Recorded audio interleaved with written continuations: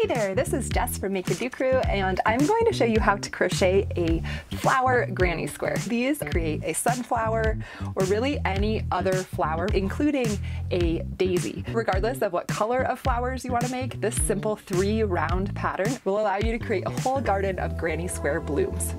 For this, I'm using Lion Brand 24/7 and a size H hook, but you can make a flower out of any yarn you have, including all that yarn you've been saving for a rainy day in your stash. Definitely watch to the end where I share my most important tip for making these granny squares. To get started, I am going to create a magic ring, and this whole pattern is worked in the round. So this is a great way to create a flower that you can cinch closed at the center. So here's the start of my magic ring, and I'm just going to chain 2. Right now I want to start with 2 chains, and I'm going to create some puff stitches in this magic ring now. The very first puff stitch is a little bit different because we have this turning chain going, so I'll show you how to make that one, and then I'll teach you how to make the other puffs around the rest of the first round.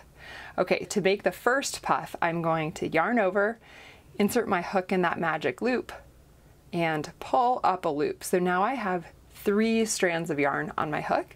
So I've yarned over and pulled up a loop 1 time, and I need to do it 4 times for this first one. So that was 1, yarn over, pull up a loop, 2, yarn over, pull up a loop, 3, yarn over and pull up a loop. So when I'm doing this, I don't want to hold these so tightly. I want to pull them up just a little so that I can get my hook back through when I want to pull my yarn through. But to make sure you're on the right track here, you should have 2, 4, 6, 8, 9 loops on your hook. That's going to create our first puff stitch. So now I'm going to yarn over and pull through all of these little loops. All right, there we go. And I'm going to create 1 chain to close that off. Now that we've got that secure, I can tighten up this magic ring just a bit. And we want to end up with 8 total puff stitches in this round. So now I'm going to make 7 more using a regular puff stitch. I don't need to deal with this turning chain anymore. To work our regular puff stitch, we're going to do the same thing we just did, only we're going to do it 5 times instead of 4. So I'm yarning over, inserting my hook, and then pulling up a loop. So now I have 3, and then I'm going to yarn over and pull up a loop. So now I've done it twice, yarn over and pull up a loop. That's 3 times, yarn over and pull up a loop. That's 4 times, yarn over and pull up a loop. 5 times. If you're totally new to puff stitches, you can use the settings on the video to slow this down and watch my hands do it as slow as you need to. But now, once I have this on my hook, let's check how many loops I have. I have the first one, so that counts as 1, 2, 3, 4, 5, 6, 7, 8, 9, 10, 11. So now I have 11 loops on my hook, and I'm going to yarn over and pull through all of them. Okay, that's our second puff stitch, and I'm going to again chain 1 to close it. So now I need to repeat that same step another 6 times, so I end up with 8 in here. I'm going to demonstrate it one more time. Yarn over, insert my hook, pull up a loop. That's once, twice, 3, 4, 5. If you ever lose track, you can always count. Make sure you have 11 strands of yarn on your hook. Now I'm going to yarn over and pull through all of them and chain 1 to close it. So let's continue doing that 5 more times until we have 8 total puff stitches in this round.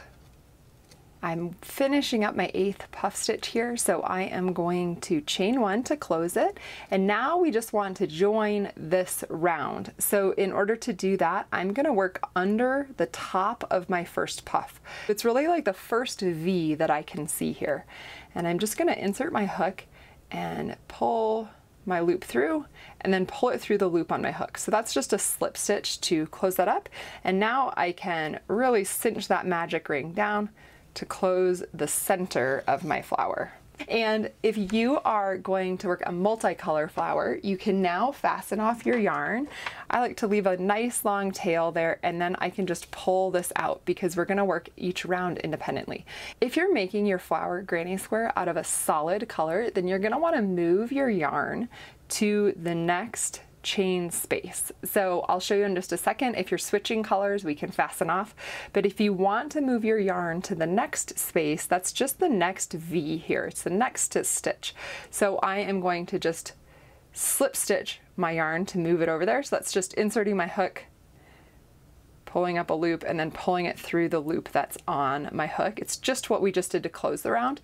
And what this allows is for my yarn to be in the right position in order to work the next set of stitches, which will be the first petal. And this pattern is worked with the right side facing throughout. So if you're just keeping your yarn attached, you're gonna carry on just like this and form your first petal right here. If you'd like to transition to a new color for round 2 though, you can skip that slip stitch over there, just end with the slip stitch that joins the round, snip your yarn off, and then you can just pull that yarn tail through because we're gonna reattach a new color in order to work round 2. To attach your yarn, it doesn't matter where you do it, you just want to be attaching it in a chain space. So this is the top of a puff stitch, and I can tell that because it's sitting like a hat right on the top of the puff stitch. But right next to it, I can actually insert my finger there and see a little window. So that is my chain space. And I like to attach my yarn with a slip knot on my hook, and then I just insert it where I need it to go. In this case, it's the space here. And I should mention again, this is the right side facing up, so I haven't flipped this over. It's just the same side. Honestly though, this is nearly identical, so it really doesn't matter if you flip it over, but I haven't flipped mine over. So once I've inserted my hook here, I'm just gonna yarn over and pull up a loop, and then I pull that through, and I can just tug on this and fasten down that yarn. Now, just like our first puff stitch of round 1, our first petal of round 2 is going to be worked slightly differently than the rest of them because of the turning chain. So I am going to begin with a chain 4, and this is going to count as a treble crochet. So that's a lot of chains. I like to work them slightly tighter than I normally would because I find that's a better match for the height of a treble crochet. Now I'm going to work a treble crochet cluster. So in order to do that, I'm just going to yarn over once and then yarn over again. So I have 3 strands of yarn on my hook. From here, I'm going to insert my hook into that same chain 1 space that we attached our yarn in, and I'm going to yarn over and pull up this loop here. I don't want to pull it up all the way like this, like we did with our puff stitches. I want to pull it up just about 1/3 of the way, because then I'm going to yarn over and pull through once, and then yarn over and pull through again. And then instead of finishing this, that's what I would normally do, I want to make this into a bit of a cluster. So I'm going to leave these 2 loops on my hook and then yarn over once, yarn over again, and we're going to do the same thing once more. I'm going to insert my hook in that same space, pull up a loop, yarn over and go through the first 2, yarn over and go through the second 2. So now we're back to where we finished this second one. And now I'm going to yarn over and pull through all 3 loops on my hook, and that's what's going to close the top of this petal. We have our first cute little petal there. Now I'll show you how to work the rest of the petals, and they'll be worked the same way the rest of the way around. So first I want to chain 2, and that's going to create a little space between my first petal and my second petal. So now I want to yarn over twice. Again, I have 3 strands on my hook, and I'm going, believe it or not, back in that same chain space. Each chain space is going to get 2 petals in it. And I yarned over and pulled up a loop, and then I'm going to yarn over and go through 2 of the loops, yarn over and go through 2 more, and then I want to repeat this process. So I'm going to leave these here without finishing it, yarn over twice again, and do this partial treble crochet. So I've pulled up a loop, yarn over, and I'm going to go through 2 of those loops, yarn over through 2 of them. Okay, we need 3 stitches to make our petal, so I'm going to do that once more, yarn over twice, insert my hook and pull up a loop, and now I have pull through once, pull through twice. Now for the rest of these petals, we should always have 4 loops on our hook at the end. And once you have 4, you know it's time to yarn over and pull through all of them. Now we have 2 petals, and we're going to repeat that same petal around. So let's practice. I'm going to chain 2. We do that between each petal now. So I've got my chain 2, and now we're going to jump over to the next chain space right here to work our next 2 petals. So I'm yarning over twice, inserting my hook, pulling up a loop, and then working that partial treble once, and then now I have 2, and then I'm going to do a third one. All right, now we have 3, and we're going to just finish it off with a final yarn over. We have 1, 2, 3, 4, which means we're ready to finish it there. And then we're going to chain 2 and put another petal in this same space. So that looks like this, a partial treble,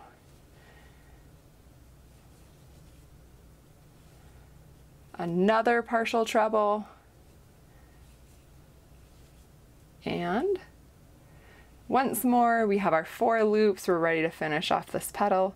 You can see how quickly these go, and I find them such a nice palette cleanser when I'm kind of stuck on a bigger project.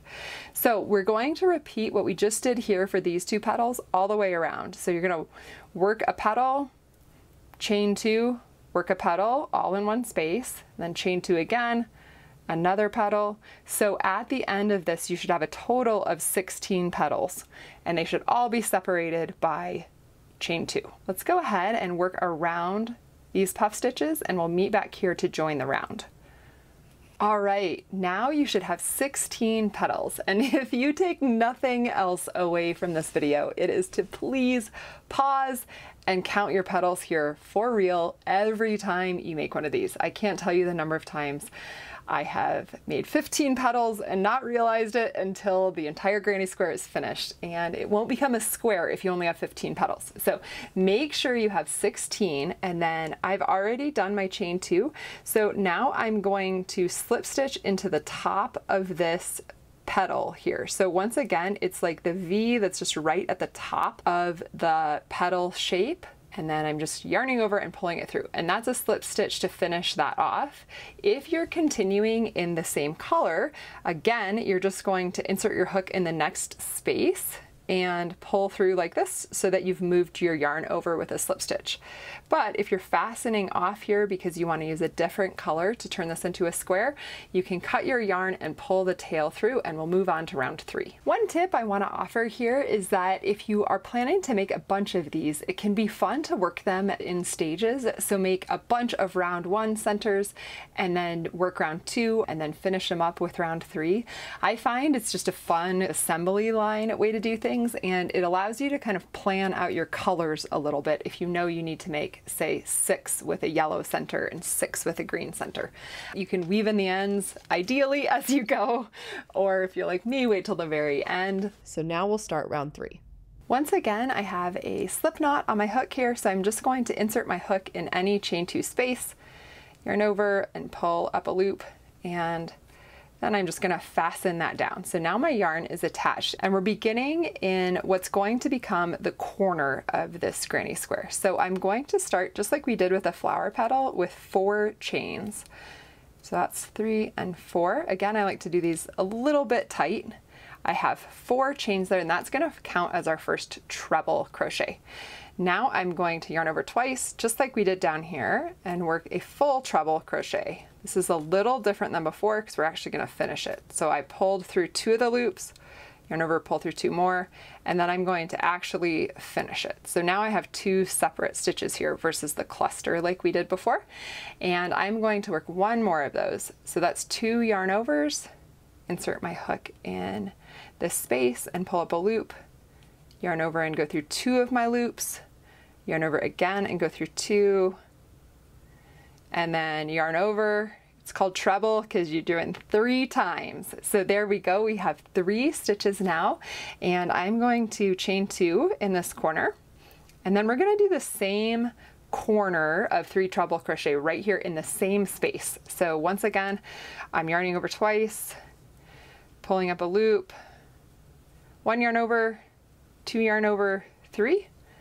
So it's my first stitch, and then I'm going to go again, 1, 2, and 3. So now I have 2 stitches there, and I'm yarning over twice again, and then 1, 2, and 3. Okay, so that's our first corner. And now we're going to transition to working double crochet clusters in the next few spaces. So I only need to yarn over once now, and I'm working into then my next space between the petals. And that is just going to be 3 simple double crochets. So that's 1, 2, and 3. Pretty easy, right? Okay, I'm going to do the same thing in the next 2 spaces.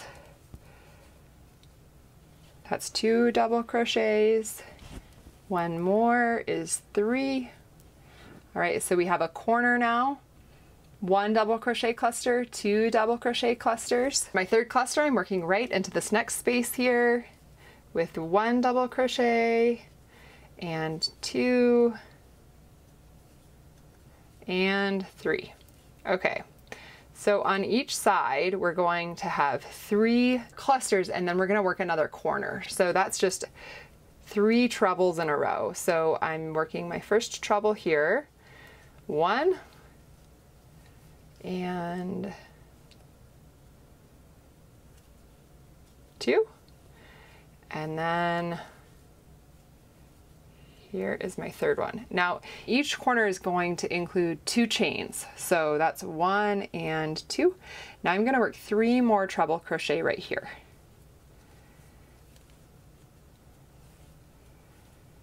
1,